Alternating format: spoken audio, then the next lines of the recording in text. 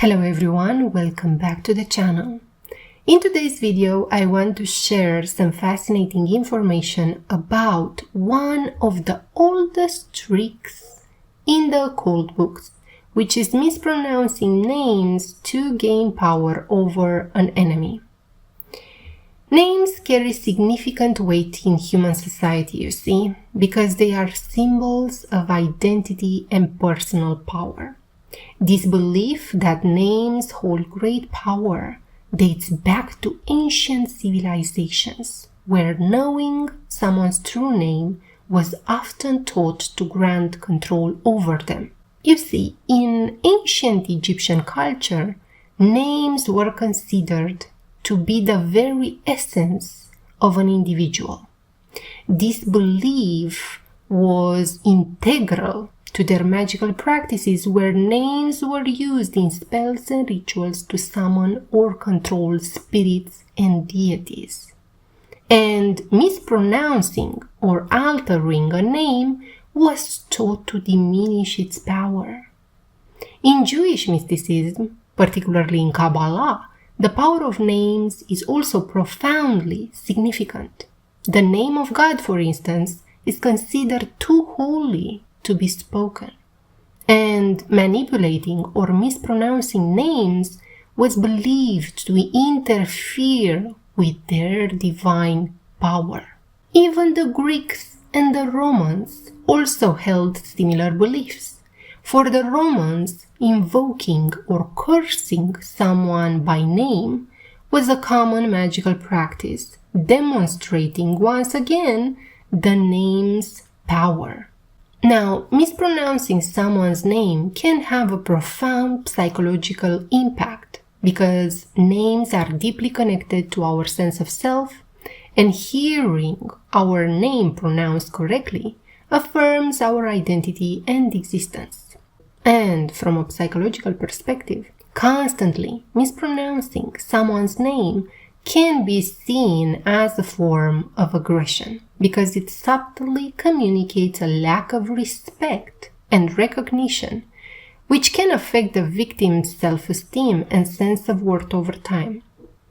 Today, the deliberate mispronunciation of a name continues to be a tactic used to assert dominance and control, whether consciously or unconsciously done. And this can be observed in various environments, such as workplaces and even educational institutions, where it often serves as a subtle form of bullying. And currently, I think that many people are watching the developments in the American presidential campaign. And politicians may not consciously draw from this ancient magical practice, but the psychological and symbolic effect of name manipulation persists in politics even today.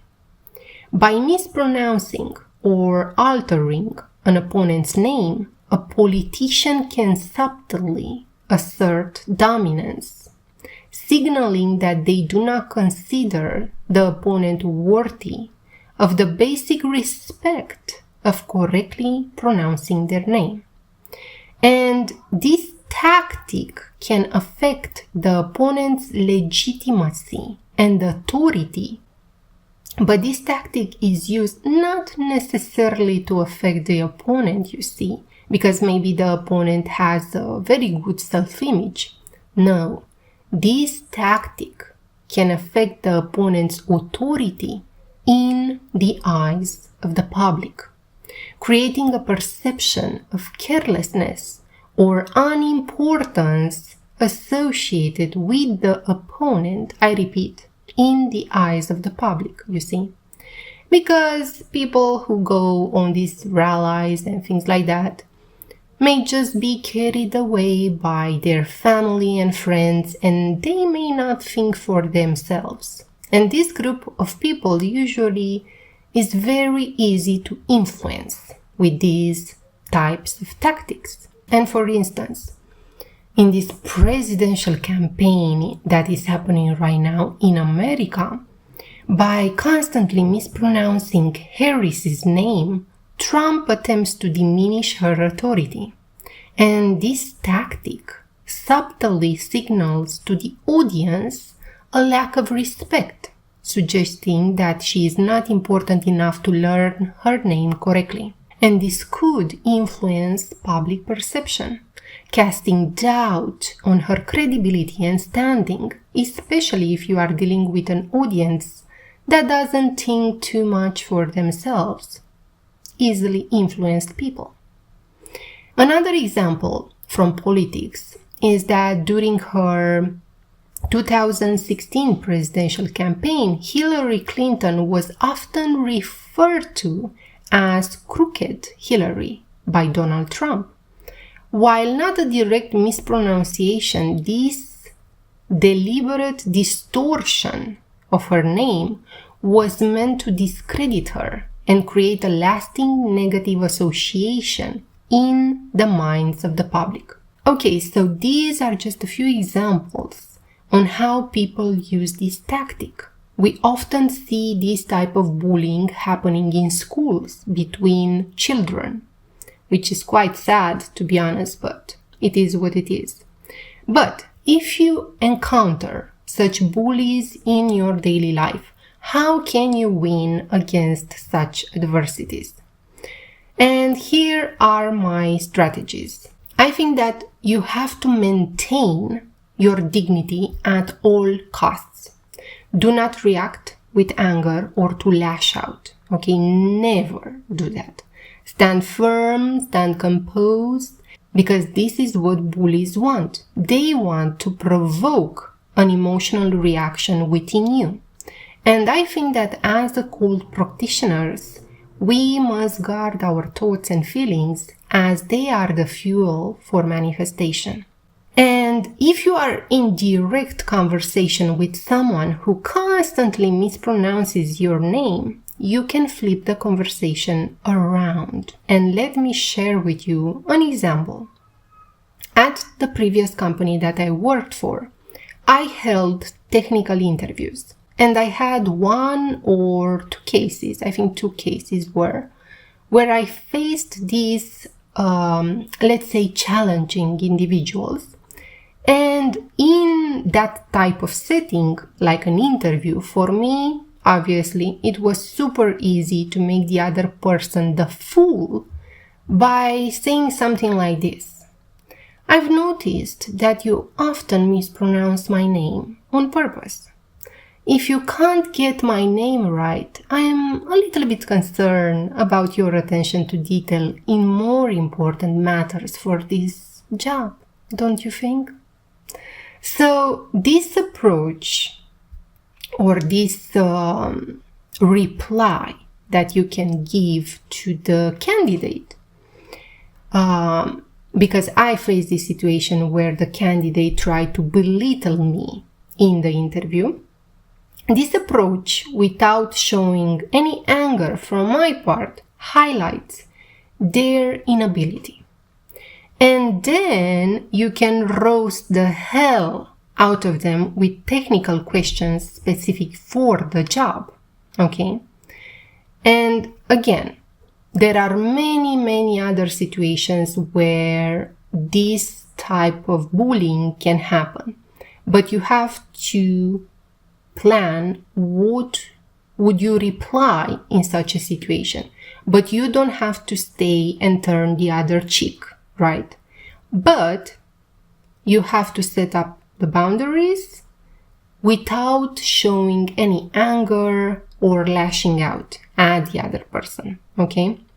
So have some prepared phrases for various situations.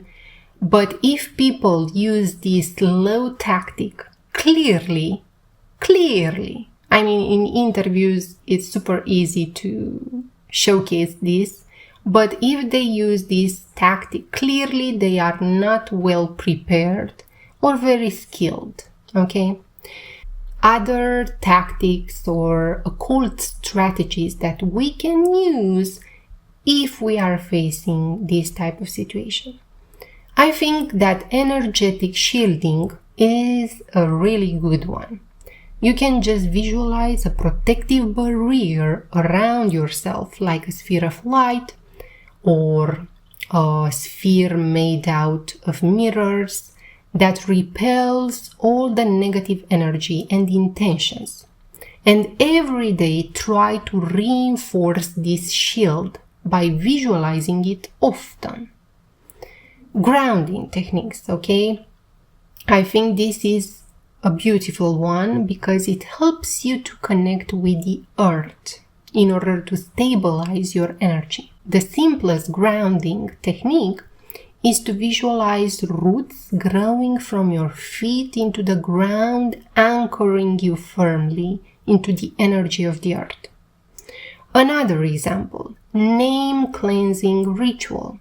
You can write your name on a piece of paper and surround it with symbols of protection, with a circle of salt. Then you can light a few candles and affirm something like, my name is powerful, my name is strong, I am strong. My name holds my power, which is unbroken. And things like that. You can use affirmations or mantras. You can visualize, for example, your name written in a bright light, okay? Then you can also use return to sender spells, okay? You can write the name of your opponent on a piece of paper. You can fold it after you write the name on the piece of paper, you fold that piece of paper away from you, and you can place it, for example, you can bury it or you can just burn it, okay? And as you burn that piece of paper, you can visualize how all that negative energy is going back to the sender.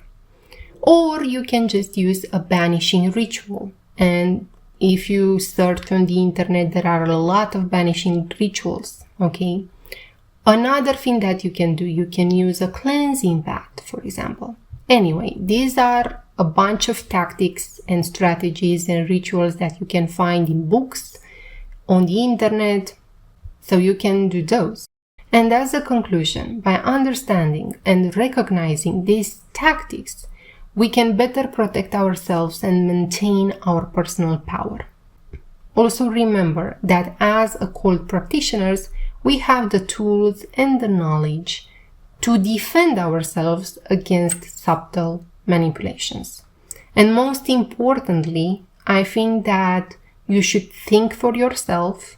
Don't accept other people's ideas if they are not filtered through your own understanding, okay? And don't take someone else's idea as your own if you don't know for sure that that particular idea is not beneficial to you. And I highly recommend you to practice thought control, okay? Thank you so much for watching. Please don't forget to like and subscribe. Until next time, guard your mind.